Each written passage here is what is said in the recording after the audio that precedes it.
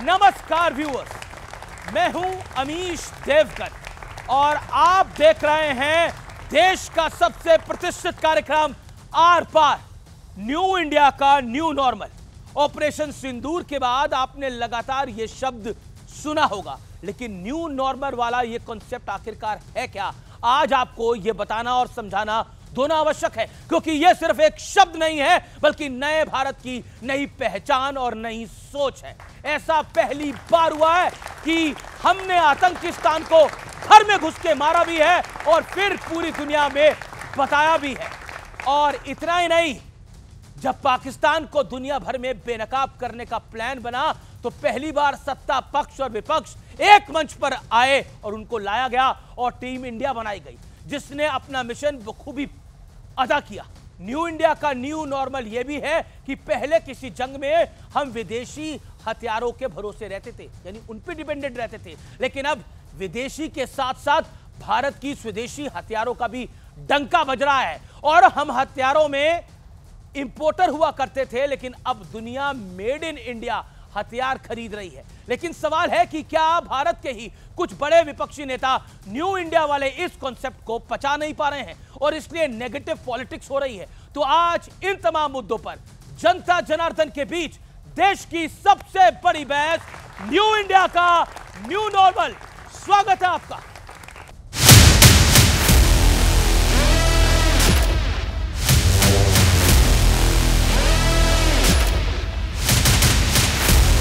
देश की रक्षा से लेकर विकास तक आत्मनिर्भर भारत हमारी ताकत है। ऑपरेशन सिंदूर हो या फिर चिनाब पर रेल ब्रिज, भारत अब अपनी किस्मत अपने हाथों से लिखता है। लेकिन शायद भारत की ये रफ्तार कुछ लोगों को पसंद नहीं आ रही।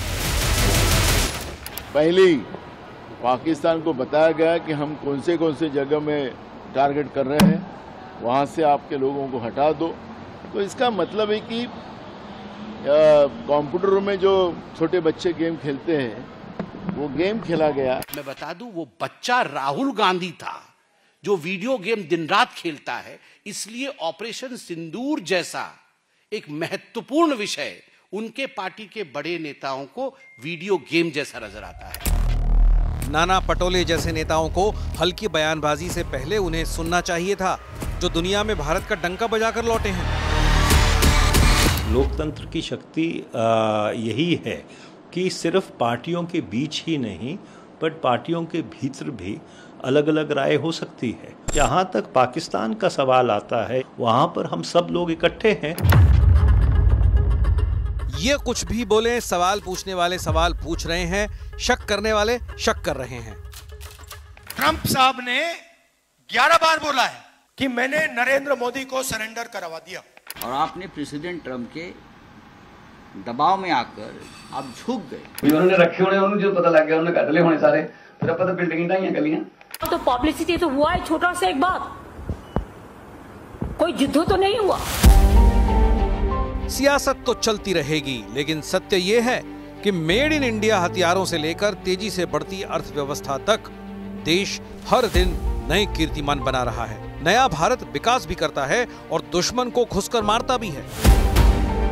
कोई हम पर युद्ध थोपेगा, भारत के अंदर आतंकवाद को प्रेरित और प्रोत्साहित करेगा, तो उसका जवाब सर्जिकल स्ट्राइक, एयर स्ट्राइक और ऑपरेशन सिंदूर ही होंगे।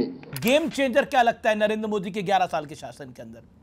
भारत बदलते दौर में अपने दुश्मनों से निपटने के लिए उनके घर में घुसकर भी पड़ोसी देशों के वो देर नहीं करता है। बीते 11 सालों में प्रधानमंत्री मोदी ने जिस तरह से फैसले लिए हैं, उससे साफ है कि देश की दशा और दिशा अब पूरी तरह बदल चुकी है। न्यू इंडिया में न्यू नॉर्मल की नई परिभाषा गढ़ी जा चुकी है।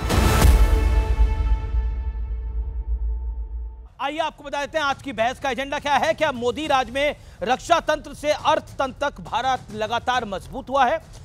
एजेंडा नंबर 2, भारत अब अपने फैसले अपनी शर्तों पर लेता है और भारत के न्यू नॉर्मल को विपक्ष हजम क्यों नहीं कर पा रहा है? और चौथा एजेंडा, ऑपरेशन सिंदूर के बहाने बीजेपी ने क्या विपक्ष में फूट डालने का प्रयास किया है? क्योंकि कई नेता यह बात बोल रहे हैं कि ऑपरेशन सिंदूर को इस्तेमाल किया गया है विपक्ष में फूट डालने के लिए। तो मेरे साथ आज कौन कौन मेहमान है आइए परिचय करा देते हैं। डॉक्टर अजय आलोक, प्रवक्ता भारतीय जनता पार्टी के, जोरदार तालियों से अभिनंदन है। सत्य प्रकाश, नेता जेडीयू के, एनडीए के घटक दल हैं, उनका अभिनंदन है। अनिल यादव, प्रवक्ता कांग्रेस पार्टी के, उनका अभिनंदन है। संजीव झा मेरे साथ इस चर्चा में है, वरिष्ठ नेता हैं, विधायक हैं, आम आदमी पार्टी के प्रवक्ता हैं, जोरदार तालियों से उनका अभिनंदन है। विवेक श्रीवास्तव, वरिष्ठ नेता लेफ्ट के, जोरदार तालियों के साथ उनका अभिनंदन है। फॉर अ चेंज, इस चर्चा की शुरुआत विवेक जी आपसे करते हैं आज, फॉर अ चेंज। लेकिन मैं उम्मीद करता हूं कि आप 60 सेकंड में अपनी वाणी को विराम देंगे। लेकिन क्या आपको लगता है ये जो न्यू इंडिया का न्यू नॉर्मल है, ये आप लोग डाइजेस्ट नहीं कर पा रहे, इसके लिए आपको डाइजीन चाहिए? नहीं, बिल्कुल चाहिए, बहुत जरूरी हो गई है डाइजीन, क्योंकि अब क्या करें, खाना ही खराब है। जब खराब खाना दोगे तो इंडाइजेशन तो होगा। अच्छा। तो खाना बढ़िया देते अगर हमारे मित्र यहाँ हैं तो इंडाइजेशन नहीं होता। अब आप हर चीज के अंदर एक प्रो अमेरिकन पॉलिसी 11 साल से आप फॉलो करते रहे, जी हजूरी करते रहे, 168 फॉरेन विजिट्स आपने करी, बोला साहब हम विश्वगुरु हैं, मुझे तो अखंड भारत बोला गया, और इन्हीं लोगों ने कहा साहब कराची में आपको प्लॉट भी देंगे जब अखंड भारत बढ़ जाएगा, खुद ये लाहौर में लेने जा रहे थे। तो अब ये सब कहने के बाद जब अचानक एक ट्रबल होता है, पहलगाम में हमारे देश के ऊपर एक हमला होता है जिसका हमारे प्रधानमंत्री निर्णय लेते हैं कि मैं मुंह तोड़ जवाब दूंगा, तो सबने प्रधानमंत्री का समर्थन किया, सारे बच्चों ने किया, सारे देश ने किया, हर नागरिक ने किया, लीडर ऑफ अपोजिशन ने किया, सब खड़े थे प्राइम मिनिस्टर के साथ। लेकिन जिस तरीके से उसका सीज फायर कहिए, उसका टेम्पररी स्टॉपेज कहिए, आप उसको जो मर्जी शब्दावली यूज करें, वो हुआ, वो बहुत ही ज्यादा शॉकिंग था, अनफॉर्चुनेट था। नहीं, वो शॉक पे तो आप तब से ही हैं। मैं तब से ही सर, क्या इंडिया का न्यू नॉर्मल आपको हजम नहीं हो रहा। न्यू नॉर्मल बड़े सारे हैं। हम पहले कब घुस के मारते थे? हाँ। कब हमने घुस के मारा? अरे हमने तो देश ही तोड़ दिया था, नया बांग्लादेश बना दिया था। क्या घर में घुसना, क्या बाहर आना। ठीक है, ओके अजय आलोक, 60 सेकंड अजय आलोक। अजय आलोक, ये न्यू इंडिया का न्यू नॉर्मल विपक्ष को समझ में नहीं आ रहा। वो कह रहा है इसमें बहुत दबाव भी है। विघ्न संतोषियों की बात न करें, आज बेहतर होगा। ये लोग यज्ञ के वो राक्षस हैं जो यज्ञ कंप्लीट होने पे विघ्न प्रकट करने आते रहते हैं। अब मैं बताता हूँ 11 साल विपक्ष आपको राक्षस नजर आ रहा है? हाँ, राक्षसी प्रवृत्ति तो है ही ना, राक्षसी प्रवृत्ति में कोई कमी नहीं है। अब 11 साल बेमिसाल कैसे हैं? हम कहते हैं 11 साल बेमिसाल क्यों? 4 करोड़ परिवारों को घर मिला, क्या गलत है? 81 करोड़ लोगों को फ्री राशन मिला, क्या गलत है? हाँ। 12 करोड़ शौचालय बना के दिए, क्या गलत है? महिला सम्मान से जुड़ी हुई नहीं है। 10 करोड़ गैस के कनेक्शन दिए, क्या गलत है? ये 55 करोड़ लोग आयुष्मान भारत योजना से जुड़े हैं जो वर्ल्ड की लार्जेस्ट हेल्थ स्कीम है, क्या गलत है? ये आपका हाईवे, आज 1.5 लाख किलोमीटर हम लोग हाईवे बना चुके, 91,000 किलोमीटर आज तक बनी थी 2014 तक, और 10 साल में 91,000 से 1,45,000 हाईवे के विस्तार, क्या ये गलत है? ये हो गया 11 साल खुशी हाल। अब फटे हाल में 11 साल में बहुत लोग गए हैं। फटे हाल में 3 नंबर का बड़ा महत्व है। नंबर 3, लगातार 3 बार कांग्रेस ट्रिपल डिजिट में नहीं आ पाई। नंबर 3, गांधी परिवार के 3 सदस्य एक साथ पहुंचे हुए हैं दोनों हाउस में, राज्यसभा और 2 लोकसभा। 3 नंबर 3 बहुत इंपॉर्टेंट है। 2009 से सीट घट के आ गई 99, 14 राज्य से सिमट के हो गए 3 राज्य पे। इनके लिए 3 बड़ा इंपॉर्टेंट नंबर है। उसके बाद देखिए 33 देशों का दौरा हमने। 3 बिगाड़ा काम बिगाड़ा भी होता है, तो इसलिए तो काम बिगाड़ने के लिए राहुल गांधी अकेले है, 3 बिगाड़ा की जरूरत नहीं हुआ। अब आपने बोला बड़ी सारी आपने टिप्पणी करी, राक्षस और 3 और पता नहीं क्या क्या। अनिल यादव जी, आप चिर युवा नेता हैं अपनी पार्टी के, सवाल बहुत बड़ा है। भारतीय जनता पार्टी कहती है कि राहुल गांधी ओछी राजनीति करते हैं और यही कारण है कि अपनी पार्टी में भी उन्हें स्लीपर सेल और लंगड़े घोड़े नजर आते हैं, ओछी राजनीति करते हैं। अमीश भाई, मैंने बड़े ध्यान से आपकी बात सुनी और आपने कहा कि विपक्ष जो है ये न्यू इंडिया को पचा नहीं पा रहा है। मैं पहले तो ये स्पष्ट कर दूं, और क्योंकि आलोक जी ने कहा कि ये राक्षस हैं, तो मैं आपको ये स्पष्ट कर दूं कि हम क्या नहीं पचा पा रहे हैं। हम लोग ये नहीं पचा पा रहे हैं कि पहलगांव में अंदर घुस के 26 लोग हमारे देश के मार दिए गए और उनको मारने वालों का आज तक पता नहीं चल पाया है। सिर्फ ताली बजाने से, सिर्फ जिंदाबाद करने से नहीं होता है, जवाबदेही चाहिए। हम ये पूछते हैं तो इन्हें हम राक्षस लगते हैं। हम ये जानना चाहते हैं कि एक वो इंडिया था 1971 वाला कि जब इंदिरा जी कहती थी बड़े देशों से, डेवलप्ड नेशन से कहती थी कि आप ताकतवर देश होगे, लेकिन आप हमारे मित्र हैं, हमारे बॉस नहीं है। आप हमें ये नहीं बताएंगे क्या करना है, आप हमें सुझाव दे सकते हैं, हमारी मर्जी है कि हम माने या ना माने। और आज क्या हो रहा है? आज डोनाल्ड ट्रंप, जिसके प्रचार में मोदी जी वहां पहुंचते थे कि अब की बार ट्रंप सरकार, वो 12 बार हमारे मुंह पे थूक रहा है। वो कहता है कि भाई सीज फायर मैंने कराया है, मैंने ट्रेड का लालच देके करा दिया है। बोला ट्रंप हमारे मुंह पे थूक रहा है। बिल्कुल थूक रहा है, दोस्ती के मुंह पे थूक रहा है जो मोदी जी ने की है। दोस्ती के मुंह पे दोस्ती के मुंह पे थूका जा रहा है। जब आप कह रहे हैं भारत के मुंह पे थूका जा रहा है, ट्रंप की इतनी औकात है क्या? मोदी जी की दोस्ती के मुंह पे थूक रहा है, जिस दोस्ती के कारण वो मान गए। सुन लीजिए, पहली बात तो मोदी राष्ट्र नहीं है, समझ लीजिए, ये मोदी राष्ट्र नहीं है, इंदिरा इंडिया। भी आपने बड़ी खराब टिप्पणी करी कि ट्रंप हमारे मुंह पर थूक रहा है। भारत की हैसियत इतनी बड़ी है कि ट्रंप जैसे कितने आए कितने चले गए, भारत वही है। और नहीं, एक सेकंड नहीं, देखिए ये देश की बात है, ये राष्ट्र की बात है, ये किसी एक व्यक्ति की बात नहीं है, ये देश और राष्ट्र की बात है, और राष्ट्र में हम सब आते हैं। ट्रंप की हैसियत नहीं है कि वो भारत के मुंह पर थूक सके, और मैं इसको ऑब्जेक्ट करता हूं, इस भाषा को मैं ऑब्जेक्ट करता हूं। अजालोक आपकी बारी है। अजालोक, देश ने कांग्रेस को 70 साल दिए और 70 साल के बाद 10 साल हमें दिए, तो कांग्रेस के लिए कोई देश पे थूक के जाता है, ये इनकी देश की सोच है। अगर कांग्रेस बहरी हो गई है तो हियरिंग एड ला के देंगे। जेडी वांस, वाइस प्रेसिडेंट यूनाइटेड स्टेट्स, उन्होंने साफ कहा इंडिया पाकिस्तान उनका मसला है, हम बीच में नहीं है, लेकिन कांग्रेस को सुनाई नहीं देता है। ट्रंप ने बार कहा है। अब एक मिनट, अरे भाई एक मिनट, आप इतना क्यों बेचैन हो रहे हैं? लगातार देश विरोधी नीति, लगातार, एक बार नहीं। आप ये देखिए, लगातार टूल किट, इनके विदेशी फंडिंग से इनके टूल किट चलते हैं। सोरोस के दलालिए, चीन के दलालिए, डोकलाम के समय चीनी के साथ डिनर करने वाले ये टूल किट नीति। आपको याद करवाता हूं एक लाइन से टूल किट। एंडरसन कौन लाया? शांति, आपने बहुत आरोप लगाए हैं सरकार के ऊपर। एक मिनट, एंडरसन कौन लाया? राफेल कौन लाया? पेगासस कौन लाया? ये सब चीज चीनी के दलाल कौन लाया? ये सब यही लाए। राफेल गिर गया, राफेल पे, हमारे राफेल के विमानों पे लगा के, क्या वो आपको याद है ना, वो नींबू मिर्ची का सोना तमगा लगा के ये कौन कर रहा था? 23-22 को हमला होता है, 23 तारीख को। रॉबर्ट वाड्रा कांग्रेस पार्टी के है ना, दामाद हैं, क्या कहते हैं? इसलिए मारा हिंदुओं को धर्म पूछ के, क्योंकि यहां पे मुसलमानों पे बहुत जुल्म हो रहा है। क्या ये सही बात है? इस देश में ऐसे व्यक्तियों की जगह होनी चाहिए? अमीर जी, मैं एक शब्द आपके ऑडियंस से और देश की जनता से पूछना चाहूंगा। हमारा युद्ध हो रहा है, हमारे एयरफोर्स अगर हैं, तो क्या हमारा प्रधानमंत्री मना करेगा कि एयरफोर्स नहीं यूज करिए दुश्मनों पे? 1962 में कम्युनिस्टों ने चाइना को खून दिया और नेहरू जी ने एयरफोर्स का यूज करने से मना कर दिया, मरने दिया हमारे भारतीय सैनिकों को। चीन असम तक घुस गया था, एयरफोर्स नहीं इस्तेमाल की गई। ये होता है सरेंडर, जो आजकल ये लोग कहते हैं। किसी ने कोई सरेंडर नहीं किया। ये होता है सरेंडर। लेकिन मैं संजीव साहब आपकी बात आता हूं। कॉन्स्टिट्यूशन पे प्रश्न चल उठाते हैं, कॉन्स्टिट्यूशन बदलना चाहते हैं। संजीव साहब भी विपक्ष के हैं, कान खोल करके सुन लो। जो मर्जी हो जाए, हिंदू राष्ट्र नहीं बनने देंगे, कम्युनिस्ट हिंदू राष्ट्र नहीं बनने देंगे। चीनी जो कॉन्स्टिट्यूशन है वो रहेगा आराम से, और अम्बेडकर का हिंदू राष्ट्र है। चीनी तुम्हारा संघीय एजेंडा नहीं। अरे चीनी ये हिंदू राष्ट्र है। 70 साल देश को चलाया, 70 साल देश को चलाया। ये कह रहे हैं इनको बता दीजिए, हम चाइना के एजेंट हैं, हिंदू राष्ट्र हम देश तोड़ना चाहते हैं। 70 साल देश निकल गया। लेकिन संजीव झा, ये बात बताइए, जब नरेंद्र मोदी को नरेंद्र सरेंडर कहा जाता है, और हमने एक स्नैप पोल कराया जिसमें देश की जनता ने एक तरफा बोला कि राहुल गांधी का यह बयान गलत है, यह बयान असहनीय है, ऐसा देश के प्रधानमंत्री के बारे में नहीं बोला जा सकता। और अभी इस मंच पे बोला गया कि भारत पर थूका जा रहा है ट्रंप द्वारा, इस मंच पे कांग्रेस के नेता प्रवक्ता ने बोला। अब बताइए, फिर आप कहते हैं विपक्ष की क्रेडिबिलिटी नहीं बनती, कैसे बनेगी ये सब करके? अमीश भाई, और आपके लोग कहते हैं कांग्रेस बीजेपी के साथ मिली हुई है। अमीश भाई, अदम गोंडगी भी एक जन कवि थे। उन्होंने कहा कि आंखों पर पट्टी रहे, अक्ल पर तारा रहे, अपने साहेब वक्त का यूं मर्तबा आला रहे, है ना। एक जनसेवक को दुनिया में दम क्या चाहिए, 4-6 चमचे, माइक और टीवी रहे। एक बात बताइए, आपने 3 बातें कही।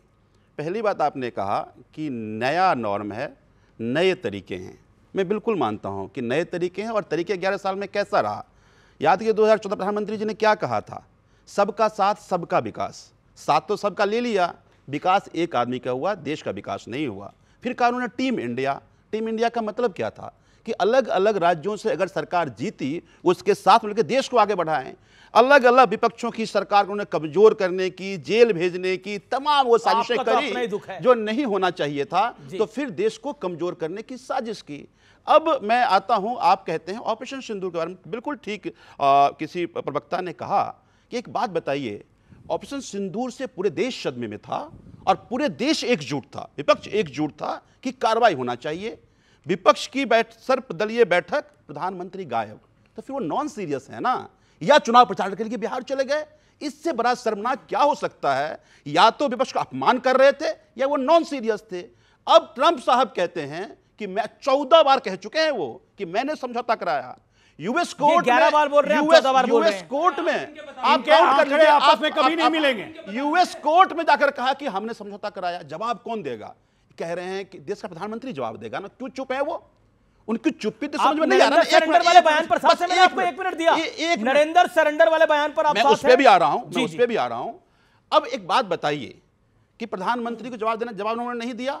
अब ये कहते हैं कि पाकिस्तान ने हमसे कहा कि हम समझौता चाहते हैं, जी गिराने लगा। तो अगर पाकिस्तान गिराने लगा, मैं इनकी लॉजिक को बाई कर लूं, तो फिर कब्जा करने का मौका था ना। ये पाकिस्तान के लिए क्यों आपको हमदर्दी है भाई? हमारे 22 लोगों का हत्या हो गई, हमारे सेना मर रहे हैं और आप पाकिस्तान की गिरा रहा है, आप उसके साथ खड़े हो गए। ये देश को समझ में नहीं आ रहा है। ठीक है। अब अंतिम बात, मैं ये मानता हूं कि देश के प्रधानमंत्री के बारे में कोई भी ऐसा प्रधानमंत्री, हमारे भी कोई ऐसी बातें जो उस प्रधानमंत्री पद की गरिमा को ठेस पहुंचे नहीं कहना चाहिए। लेकिन देश के मन में सवाल तो है ना, सवाल तो कि है। जब मौका था तो कब्जा क्यों नहीं किया?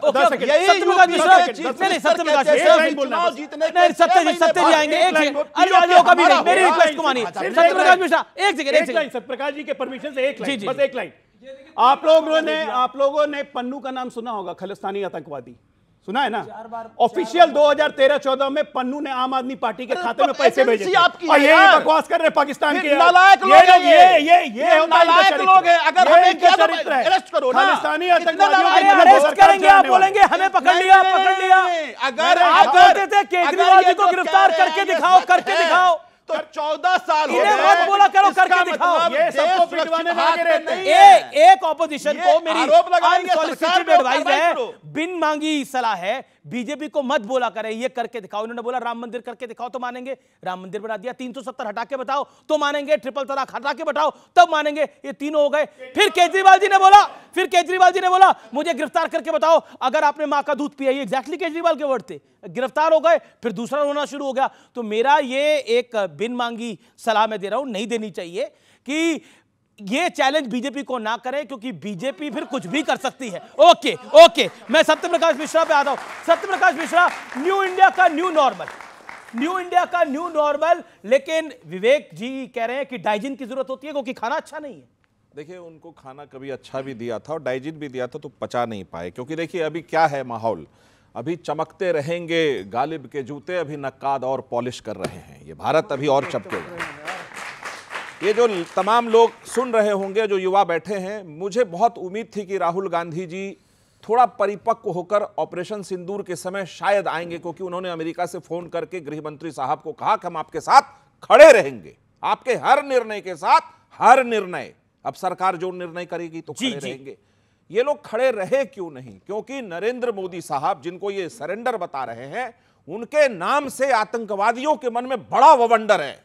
और जो दुश्मनों को करा दे सरेंडर, उसका नाम है नरेंद्र। और जो मुंबई हमले के बाद सिर्फ करते रहे जुगाली, उसको देता रहेगा देश गाली। इस बात को समझ लीजिए। इनका चेहरा बेनकाब हुआ है इस आतंकवाद के खिलाफ भारत का कड़ा हमला से। भारत एक अंतर्राष्ट्रीय स्थिति में उभरता हुआ देश है, हर कदम फूंक फूंक के रखेगा। और भारत का एक था कि हम आतंकवादियों पर हमला कर रहे हैं, आपके सैन्य ठिकानों पे नहीं कर रहे हैं। जब उधर से जवाब आया तो हमने हमला किया, ठीक है, सीज फायर हुआ। ऐसी कोई टारगेट नहीं थी कि हमें अभी तुरंत पीओके ले लेना है। वो देश की स्ट्रेटजी बनेगी, पीओके हमारा हिस्सा कभी ना कभी नरेंद्र मोदी जी के नेतृत्व में आएगा। राहुल के नेतृत्व में तो कुछ नहीं आना है। सुनिए सर जी आप बोल रहे थे ना, तो आप राहुल जी से थोड़ा ट्यूशन पढ़िए, अच्छे गुरु हैं आपके वो। राहुल जी के नेतृत्व में इस देश में अब तक तो कोई सफलता आई नहीं, क्योंकि उनकी सरकार 10 साल रही है। जिस राहुल गांधी को एम पीएम में अंतर नहीं पता था, राष्ट्रपति महोदय ने किताब में लिखा उनकी बिटिया ने, तो उस राहुल गांधी से हम यही उम्मीद कर सकते हैं। अंतर नहीं पता था? हाँ, राष्ट्रपति के बेटी ने अपने पुस्तक में लिखा है, प्रणब मुखर्जी की बेटी ने, कि उनको एम में आना था, पीएम में पहुंच गए। वो सुबह जाते थे टहलने, वो सुबह पहुंच गए, जबकि शाम का मीटिंग था। एम पीएम का जिसको अंतर नहीं पता, तो उसके देश का पीएम क्या कर रहा है उनको क्या पता चलेगा? सवाल ये है। आप थोड़े गंभीर सर प्लीज, ये तरीका ठीक नहीं। You were talking, I was not disturbing you. This is help. आपको मैंने सुना, आपको मैंने सुना, आपको मैंने सुना महोदय, आपको मैंने सुना। मेरा की तरह I'm not talking to you. I am talking to anchor. I am asking for my time. What is your problem? This is not fair. What have I done? What have I done? Just asking for my time. नहीं, पर वो अपनी time, आप अपनी बात को complete करिए। समय में बोलिएगा, जो भी जवाब देना होगा। ये बदतमीजी ठीक नहीं है। क्या ये जबरदस्ती की बात है भाई साहब? दीजिए, आप अपने समय में बोलिएगा। 10 सेकंड अपनी बात कर लीजिए। अनिल यादव जी, मैं आपके पास आ रहा हूं। मैं मानता हूं कि मैंने जो कहा इतना कड़वा सच था कि उनका प्रवक्ता कूद पड़ा। ये कड़वा सच पूरे देश को जानना जरूरी है। अरे अनिल यादव, देखिए, एक आपका ऑब्जेक्शन था एएमपीएम को लेकर, लेकिन वो शमिष्ठा मुखर्जी की बुक को कोट कर रहे थे। मेरी रिसर्च टीम ने बताया, शमिष्ठा मुखर्जी ने अपनी किताब में लिखा है कि प्रणब दा से जब बतौर राष्ट्रपति राहुल गांधी मिलने जा रहे थे, तो राहुल गांधी को उन्होंने शाम का वक्त दिया था, लेकिन उन्होंने सुबह का वक्त समझ लिया और वो पहुंच गए। And then Pranab Mukherjee said कि ये जनाब कभी प्रधानमंत्री देश के बनेंगे जिनको एएम और पीएम में मतलब नहीं पता। ये शमिष्ठा मुखर्जी की किताब का जिक्र किया है। ओके, जिसपे आप नाराजगी जता रहे थे। मैं नाराजगी नहीं, मैं तो फैक्ट की बात करता हूं। देखिए, मैं नाराज होने वाला आदमी भी नहीं हूं और मैं समझता हूं कि आपके व्यूअर्स को मैसेज क्लियर जाना चाहिए। एएम पीएम हुआ तो मनीष तिवारी का मैसेज क्या है? मनीष तिवारी कह रहा है कि ये मजबूत लोकतंत्र है।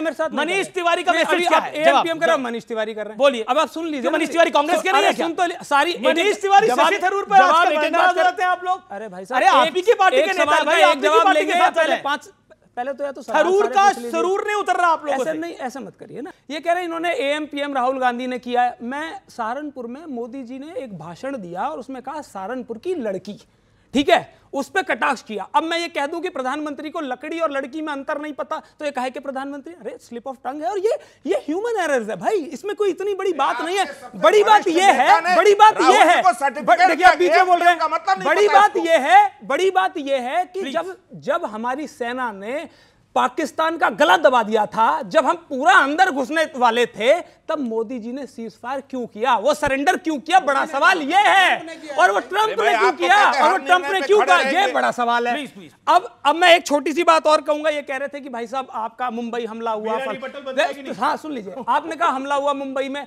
मुंबई में जिन आतंकियों ने हमला किया था, उनके 10 के 10 को हमने ढेर कर दिया। आज अपने खुदा के पास पहुंच गए। नहीं, सुन लीजिए, आज भी पहलगांव के वो आतंकी खुले घूम रहे हैं, जबकि ये इन्होंने पहला हमला नहीं किया था। इससे पहले इन्होंने कूच में भी किया, इन्होंने गगनगीर में भी किया। ये 3-4 बार हमारे यहां पर हमला कर चुके इस तरह के, लेकिन ये इतने नाकामयाब हैं कि पकड़ नहीं पा रहे। हमारे समय में जब हमला हुआ था, हमने गृह मंत्री की जिम्मेदारी तय करके उनसे पद वापस लिया था। आज किसी की औकात है जो पूछ ले होम मिनिस्टर से कि हमला कैसे हो गया और उनसे इस्तीफा मांग ले। 26/11 के बाद आपने अपना बेस्ट किया था। एक सेकंड सबसे पहली बात, एक सेकंड नहीं, रुकना पड़ेगा। अनिल यादव, आप कह रहे हैं 26/11 में जो मुंबई में हमारे निहत्थे लोगों को 176 लोगों को मारा गया, उसके बाद कांग्रेस पार्टी ने अपना बेस्ट किया था, ये आप कह रहे हैं? कांग्रेस पार्टी ने बेस्ट किया था अपना।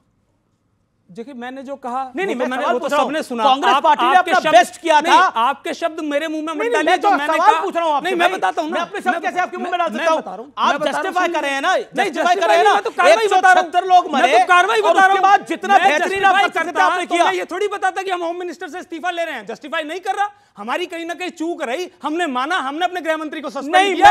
ये चूक मोदी जी की रही। ये जो अनिल यादव जी, इत्मीनान से, आराम से, गुस्सा मत होइए। अनिल यादव जी, जो आप पीओके आप मोदी जी से डिमांड कर रहे हैं, जो सिंध आप मोदी जी से डिमांड कर रहे हैं, जो बलूचिस्तान आप लोग मोदी जी से डिमांड कर रहे हैं, ये मनमोहन सिंह से क्यों नहीं कर पा रहे थे आप लोग? बताइए। नहीं, एक सेकंड, शांत रहिए विवेक, आपकी टर्न है। ओके, क्यों नहीं डिमांड कर पा रहे थे आप लोग? भाई, राजनाथ सिंह खुद कह रहे हैं कि पीओके हम लेने वाले हैं। हम पूछ रहे हैं इससे बढ़िया मौका क्या था जब सेना ये तो कह रहे हैं 2050 तक हमारी सरकार रहेगी, ये भी मानिए। फिर राजनाथ जी ने कहा है कि हम पीओके लेने वाले हैं। हमारे पास ये उम्मीद आपने जगाई है, कांग्रेस कह रही है हम नहीं चाहते, हम पहले भी नहीं चाहते थे, हम भी नहीं चाहते, लेकिन बीजेपी ने उम्मीद जता दी, योगी आदित्यनाथ ने उम्मीद जता दी, राजनाथ सिंह ने उम्मीद जता दी। प्रधानमंत्री अक्सर कहते रहते हैं कि सब अच्छे काम लगता है मेरी ही किस्मत में लिखा है, लगता है ये काम भी उन्हीं की किस्मत में लिखा है। मैं 2 बात बताना चाहता हूं भाई साहब को। 22 को ये हमला हुआ, 6 तारीख को भारतीय सेना ने प्रिसीजन स्ट्राइक करके 9 आतंकी ठिकाने बर्बाद कर दिए, 100 से ऊपर आतंकी मारे। इनको कैसे पता कि वो 4 आतंकवादी उस 100 में थे या नहीं थे? जो कह रहे कि चार हाथ से घूम रहे हैं। जवाब पहली बात, एक के बाद एक जवाब एक लीजिए। 2008 में मुंबई हमला हुआ, 2009 में हमारे देश का प्रधानमंत्री शर्म एल शेख पे जाता है और कहता है कि हाँ बलूचिस्तान उग्रवादी को हम मदद करते हैं। ये सबसे बड़ी फेलियर थी कि नहीं? आप बात करते हैं आतंकवादियों की। 2010 उसी पाकिस्तान के आतंकवादियों को, 25 आतंकवादियों को मनमोहन सिंह सरकार ने छोड़ा था। अबू जिंदाल उसी आतंकवादी में से था जो 2013 के बॉम्ब ब्लास्ट में था। क्यों छोड़ा था? पाकिस्तान के प्रति हमदर्दी जताने के लिए। बाटला हाउस का एनकाउंटर, दिल्ली के हैं आप लोग, सबको याद होगा। सोनिया गांधी के आंसू झरझर बह रहे थे ना जब आतंकवादी मारा गया था। ये बात करते हैं। अब आते हैं जरा पीओके के इतिहास पे। पीओके बना कैसे बना पीओके? 1948 में जब कबायलियों का हमला हुआ और हमने वापस खदेड़ना शुरू किया भारतीय सेना ने, ये नेहरू जी ने रोक दिया भारतीय सेना को, नहीं तो पीओके बनता नहीं। पीओके बनाने की जिम्मेदारी ये कांग्रेस पार्टी आज हमसे कह दी कि पीओके कब लाओगे? 1965 का युद्ध, 1971 का युद्ध, लाहौर तक में झंडा फहर गया था। जीती हुई जमीन हमने वापस कर दी। 93,000 सैनिक उनके सरेंडर, हम अपने 14 सैनिक नहीं ला पाए और ये छाती पीटते हैं हम बहुत बड़ा काम कर दिए। इन्होंने देश को हर समय नीचा दिखाया है। इनके लिए देश इंपॉर्टेंट नहीं है। इनके लिए सिर्फ गांधी परिवार जो विवेक को लेकर आता हूं मैं चर्चा के अंदर। 10 सेकंड। इंटरनेशनल हमारे देश में 60 में अन्न की पैदाइश नहीं होती थी। हमारे खेती बहुत कमजोर थी। जय जवान जय किसान का नारा दिया था उस वक्त प्रधानमंत्री लाल बहादुर शास्त्री ने। लेकिन वो कांग्रेस पार्टी में नहीं थे। हमारा दिल ऐसा दरिया था 1960 में कि हमने सिंधु वाटर ट्रीटी करके 80% पाकिस्तान को पानी फ्री में दे दिया। दिल क्या है कि दरिया है। हिंदुस्तानियों की चिंता नहीं, पाकिस्तानियों की चिंता थी और इसीलिए देश का यह हाल था। जानबूझ के देश को प्रगति नहीं कर दिया एक परिवार ने, वो गांधी परिवार है, गांधी परिवार नहीं। ओके, बिल्कुल। गांधी, राहुल गांधी, गांधी कोई गांधी नहीं है, उधार के गांधी हैं। गांधी कभी थे ही नहीं। फिरोज जहांगीर गांधी, उधार के भी गांधी बने हुए हैं। जी गलत कह रहा हूं तो मैं विवेक के पास जाना चाहता था, लेकिन क्योंकि अनिल यादव का कमेंट जरूरी हो जाता है। 20 सेकंड में अनिल अपनी बात को समाप्त करिए आप। किसी का नाम, क्योंकि लोकतंत्र की बात हो रही है तो लोकतंत्र पे भी आप जरूर बोलिए, क्योंकि मनीष तिवारी ने बोला यही परिपक्व लोकतंत्र है जो मोदी जी कर रहे हैं। किसी का नाम बिगाड़ने से इनको सहानुभूति मिल सकती है, लेकिन जनता को जवाब नहीं मिलता, तो इस बात को रहने दीजिए। इन्होंने मुझसे पूछा कि आपको कैसे पता चला कि 4 आतंकी वो वही थे या नहीं थे। इनके देश के विदेश मंत्री जयशंकर ने, मेरे देश के विदेश मंत्री, इनके देश के विदेश मंत्री, अरे देश तो आपका भी है भाई, इनका देश भी अब नहीं है, विदेश मंत्री तो नहीं, इनका देश भी नहीं है, इनके देश के विदेश मंत्री। देखिए वो चाहे कितने भी नाकारा हो, लेकिन है हमारे भी विदेश मंत्री, मैं मानता हूं। और मैं स्लिप ऑफ टंग हो गया, मैं माफी भी मांगता हूं। कितने ही नाकारा हो, हमारे भी विदेश मंत्री वही हैं। ये हमारा दुर्भाग्य मान लीजिए। उन्होंने विदेशी मीडिया से बात करते समय कहा कि अभी तक उनके बारे में हमें नहीं पता चल पाया है, तो इसका क्या मतलब निकाला जाएगा? इन्होंने ये कहा कि भाई क्या कहते हैं, भाई दुनिया तमाम तरह की बातें करी कि भाई यूएस के टाइम पे ऐसा होता था, और पता नहीं, मतलब मैं समझ नहीं पा रहा कि ये बेसिक बात पे क्यों नहीं जा पा रहे हैं। हम तो आपको सीधी सीधी बात ये पूछ रहे हैं।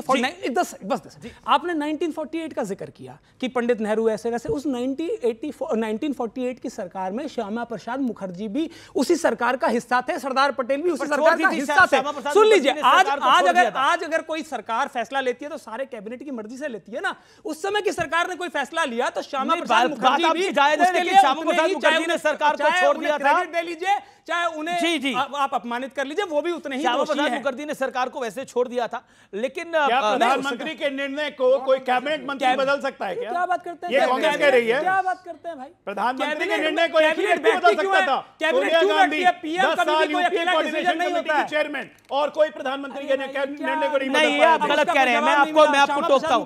सोनिया गांधी ने, राहुल गांधी ने बकायदा कैबिनेट का पास किया हुआ ऑर्डिनेंस फाड़ दिया। और मैं इसलिए बता रहा हूं क्योंकि मैं उस समय on board doctor Manmohan Singh के साथ था, and he was visibly upset with it.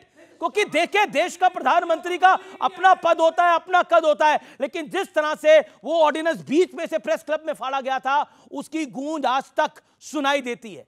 देखिए, इस देश के अंदर कुछ अभूतपूर्व चीजें हुई हैं, उनको जरूर बात करनी चाहिए, क्योंकि लोकतंत्र की बड़ी बात होती है, लोकतंत्र की बहुत दुहाई दी जाती है। इस देश के अंदर एक संस्था थी तो देश के प्रधानमंत्री से ऊपर बैठी थी, एनएससी, किस कीमत पे बैठी थी, और सारे लेफ्टिस्ट उसके अंदर होते थे।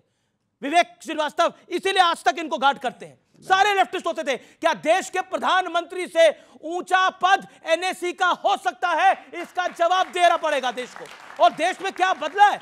मेरे को 24 साल हो गए पत्रकारिता करते हुए। मैंने 11 साल अगर मोदी के देखे हैं तो 10 साल डॉक्टर मनमोहन सिंह के देखे हैं, और 2.5 साल अटल बिहारी वाजपेयी की सरकार के भी देखे हैं।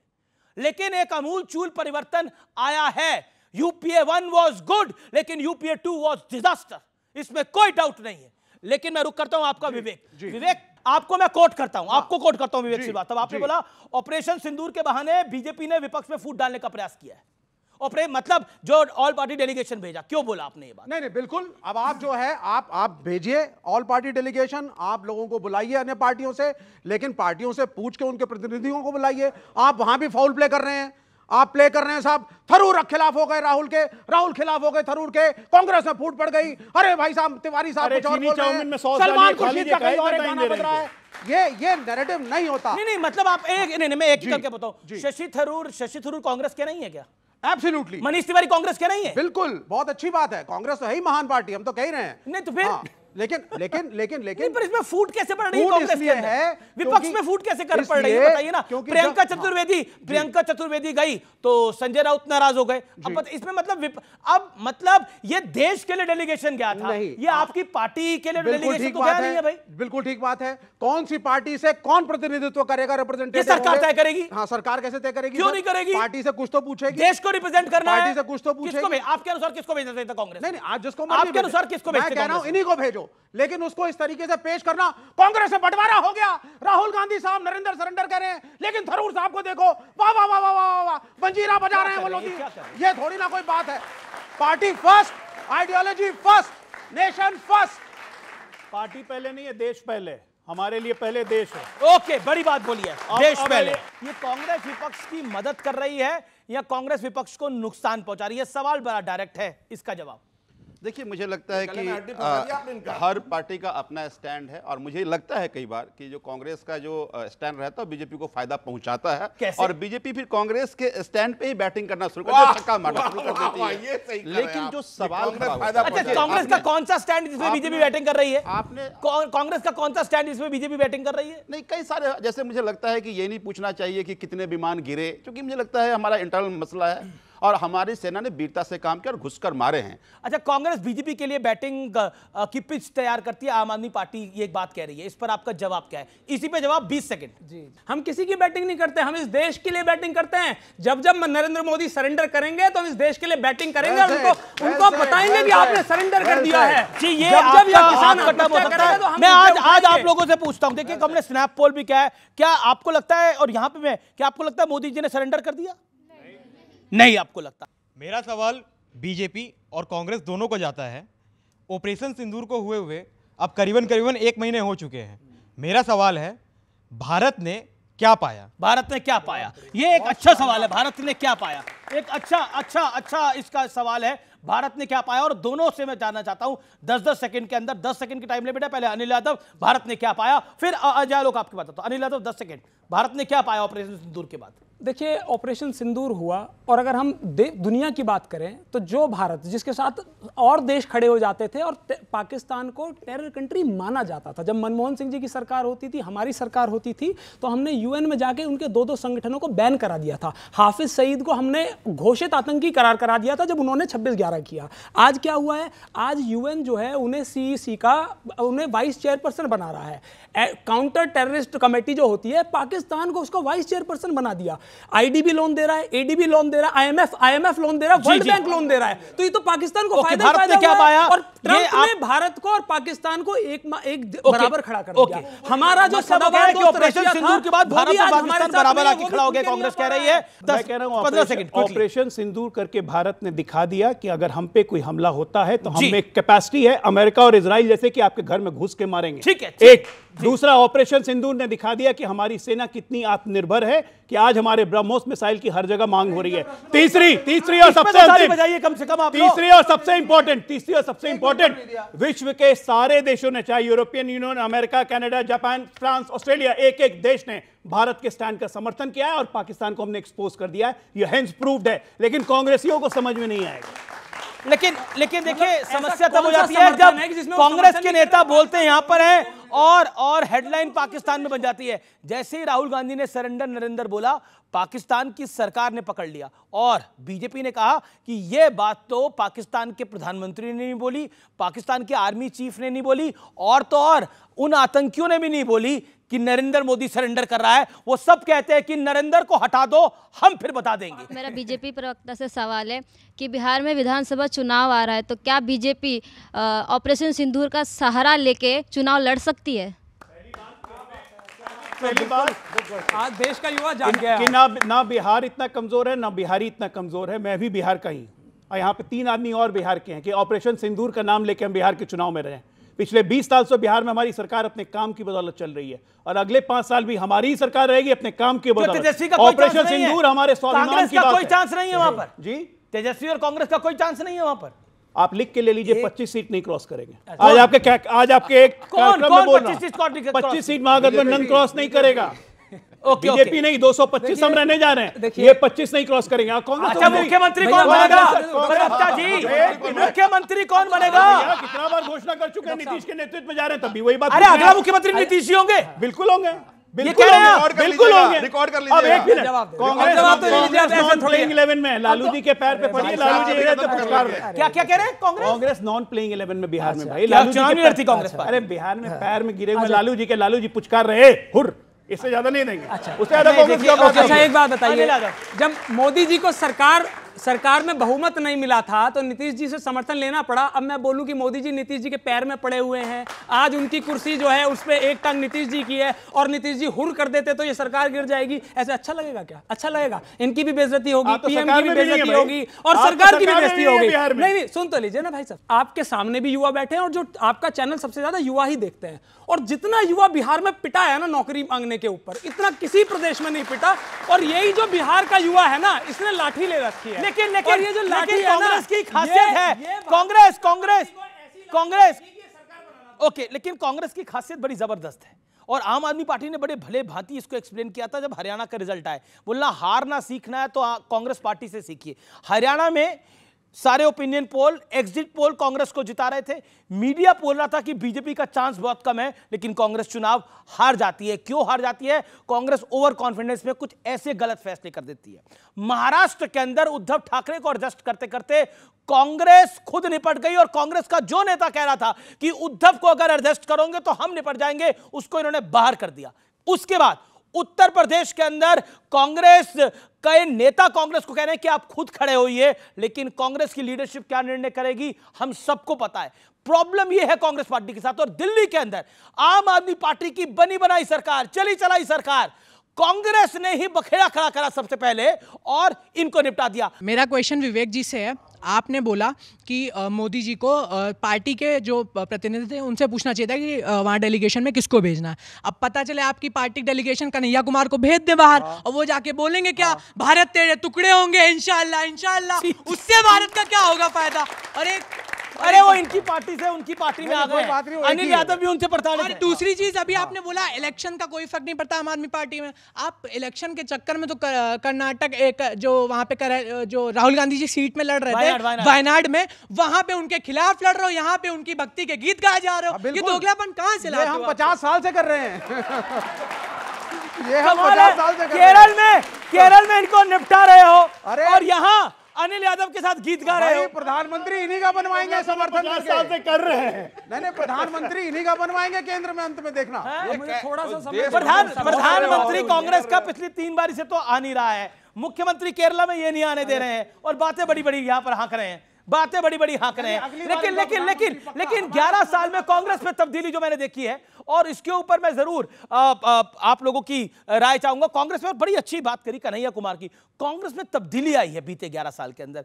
अब कांग्रेस के अंदर कन्हैया कुमार सबसे लोकप्रिय प्रवक्ता है, और ये मैं नहीं कह रहा, ये जयराम रमेश साहब के शब्द हैं जब भारत जोड़ो यात्रा में। और सोचिए, आज गुलाम नबी आजाद बाहर हैं कांग्रेस से, और कन्हैया कुमार कांग्रेस का पोस्टर बॉय है, तो ये कांग्रेस पर एक बड़ा सवाल खड़ा करता है। पॉइंट नंबर 2 जो कि मैं कहना चाहता हूं, कांग्रेस इस देश के लिए एक तरह से मैं कह सकता हूं कि कांग्रेस पार्टी इस देश की इथॉस के साथ बंधी हुई पार्टी है, लेकिन बीते 11 साल में कांग्रेस ने उस इथॉस को छोड़ा है।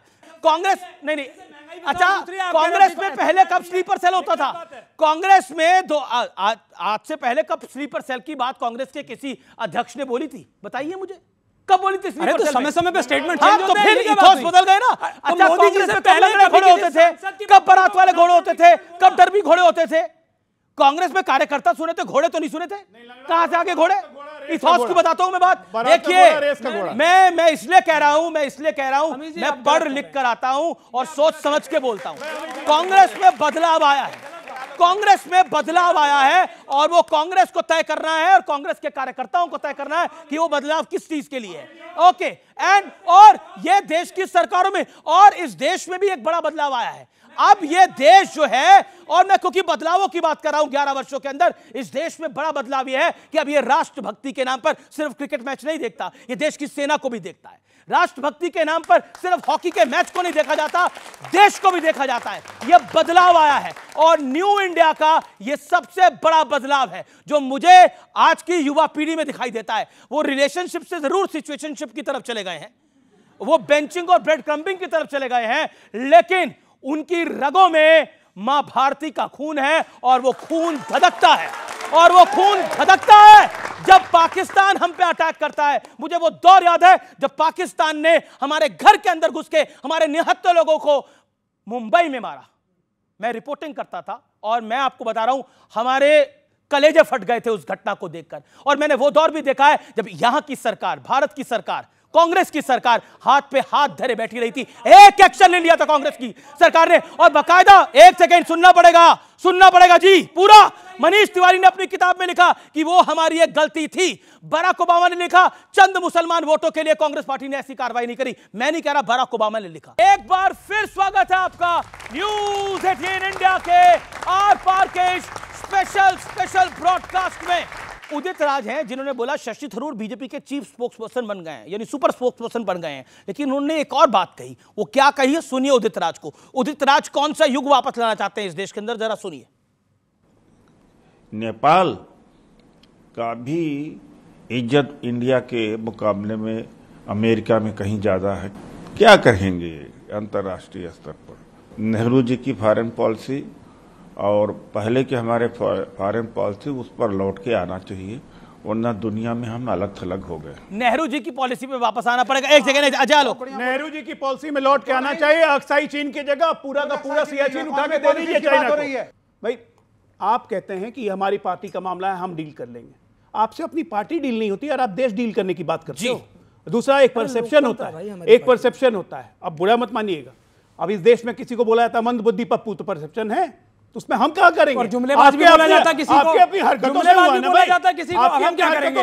कन्हैया के बारे में भी बोला जाता है किसी को, कन्हैया के बारे में नक्सल परसेप्शन कैसे हुआ? बोला जाता है बिहार में भारतमाला प्रोजेक्ट बन, कपड़े बदलने वाला ही बोलते हैं, 15 लाख का सूट पहनने वाला ही बोलते हैं, क्या कर लो? अरे भाई इसने उस हाईवे का विरोध कर दिया कि यहाँ बिहार में हाईवे नहीं बनना चाहिए। क्यों? ये हमारा पानी लेने आ रहे हैं। हाईवे का विरोध कौन करता है? नक्सली ना करता है। कन्हैया कुमार का एक फायदा तो हुआ नहीं आपकी पार्टी को। कन्हैया कुमार कह रहे हैं बिहार के अंदर सड़कों का जाल बन रहा है क्योंकि पानी चुराना चाहते हैं। मतलब इसका मतलब है कि कांग्रेस और राजद की सरकार आएगी, जो बनी बनाई सड़कें वो खोद देगी, बोले पानी ले जाएंगे। भाई साहब एक बात बताइए, बिहार के अंदर मैं बिल्कुल आपको मौका दूंगा। पार्टी के एक नेता ने हमारी बहन सोफिया कुरैशी को आतंकियों गलत बोला, डिफेंड नहीं करा इन्होंने, बोली माफी मांगे, उस पर आप नरेंद्र सरेंडर को डिफेंड कर रहे हैं। ऐसे क्या है? नहीं गलत, इन्होंने गलत बोला, बीजेपी ने बोला उसपे नरेंद्र सरेंडर के बयान के साथ है कि नहीं है? सोफिया कुरैशी पे जो विजय शाह ने बोला गलत है, बिल्कुल गलत है, बिल्कुल। एक मिनट, कार्रवाई पूछिए। अरे मेरे कान में क्यों चिल्ला रहे हो भाई?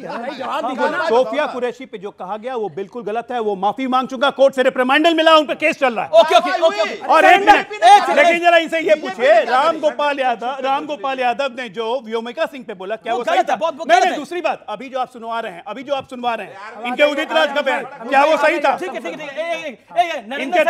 नरेंद्र सरेंडर राहुल गांधी ने बोला सही है या गलत है? बिल्कुल सही है। देखिए बिल्कुल ठीक कहा है। जनता नहीं मानती था पीओ के, जनता नहीं लेने का, वो उन्होंने गवा दिया। आप मानते नरेंद्र सरेंडर? देश का प्रधानमंत्री सरेंडर कर रहा है, देश सरेंडर कर रहा है, आपको लग रहा है ये गलत है और ये भारी पड़ेगा। मैंने जब बोला कांग्रेस पार्टी पे वो बयान भारी पड़ेगा और वो भारी पड़ता है, इसलिए मैं कह रहा हूं कि इस बयान को अब सोच समझ के रिपीट करें। सावरकर को इन्होंने गद्दार बोला, महाराष्ट्र में क्या हाल हुआ है ये किसी से ढका छुपा नहीं है। चौकीदार चोर है बोला, क्या हाल हुआ 2019 के लोकसभा चुनाव में, ये किसी से ढका छुपा नहीं है। लेकिन आखिरी दौर है चर्चा का, बिल्कुल आखिरी दौर है। कुछ बात अगर कोई 11 साल पे करना चाहता है, कुछ हुआ है, कुछ सुनाना चाहता है, किसी के पास है कुछ? बीजेपी प्रवक्ता सवाल क्या है आपका? मेरा सवाल है कि नीतीश कुमार की कोई गारंटी ले रहे हैं कि वो पलटी तो नहीं मारेंगे? अरे सर, ये अलग सवाल आ गया। ये महफिल में रंग कहीं और से जम गया। वो कह रहे हैं नीतीश कुमार की गारंटी क्या है, कि उनकी गारंटी कौन लेगा? देखिए, नीतीश कुमार जी ने 2 बार माफी मांगी इस चीज के लिए सार्वजनिक रूप में कि वो हमसे एक गलती हुई है। तीसरी बार लेकिन एक मिनट रुकिए, नहीं, वो पलटी सुनिए। नीतीश कुमार ने 24 नवंबर 2005 को जब शपथ ली थी, उन्होंने कहा 3 बार सुशासन सुशासन सुशासन। इस 3 शब्दों से और अपने विकास की राजनीति से, मूल्यों से, सिद्धांतों से कभी नहीं पलटे। आप किसी साथी के साथ चलेंगे, पीठ में चाकू मारता रहेगा, कितने देर खड़े रहेंगे? उन्होंने इस्तीफा दिया, दूसरों ने समर्थन दिया और वो आज भी मुख्यमंत्री है। बिहार का विकास दर पता है आपको, देश में सर्वाधिक है, 14% के आसपास है विकास दर, और लगातार हम 1, 2, 3 पायदान पे। ये क्या तरीका है यार? इतना सा कल नहीं है। देखिए आप ये तरीका ठीक नहीं है, ये बार-बार आप करते हैं। राहुल गांधी जैसा मत करिए। नहीं, आप क्या तरीका है? अरे नेशनल एंथम में नीतीश कुमार खड़े नहीं हो पाते, साथियों के साथ क्या खड़े होंगे? सुनिए, नेशनल एंथम में खड़े नहीं हो पाते, साथियों के साथ खड़े होंगे। मैं उसका जवाब दे रहा हूं। नीतीश कुमार को कहा था, दिल्ली में सवाल उठाया था, तब तो कुछ नहीं बोला गया। मूर्ख व्यक्ति को ये पता नहीं है। ये मूर्ख होगा, ये मूर्ख होगा, ये मूर्ख होगा, ये मूर्ख होगा, ये मूर्ख होगा, कोई मूर्ख नहीं होगा। आप दोनों मूर्ख नहीं है। ये क्या तरीका है? इस मूर्ख क्या बदतमीजी है? मैं आप करके बात कर रहा हूं, मैं उनकी उम्र का लिहाज कर रहा हूं। बात कर रहे हैं आप। अरे क्या बात कर रहे हो? मूर्ख आप हो गए, तुम हो गए मूर्ख, और अगली बार तुम कहूंगा। अच्छा, बीच में ना बोले ना, आप कहूंगा। आपको मौका मिला, वो तीसरी बार बोल रहे हैं। ये सब नहीं है, ये सब नहीं चलेगा। प्रोटेस्ट, आई प्रोटेस्ट। हां, आई विल आल्सो प्रोटेस्ट। झूठ है। नहीं, आई प्रोटेस्ट। अच्छा ठीक, आप नहीं कर रहे हैं। अरे मैं क्या कहना है? जो उन्होंने सवाल उठाया, वो कार्यक्रम बिल्कुल चल रहा था, उनको जानकारी नहीं दी गई कि यहाँ पे क्या होना है। जानकारी दी गई, वो वापस आए, पूरा नेशनल एंथम हुआ, सुनाई नहीं देता। ठीक है। आज का विचार, अपनी अच्छाई पर इतना भरोसा रखो कि जो तुम्हें खोएगा यकीनन रोएगा।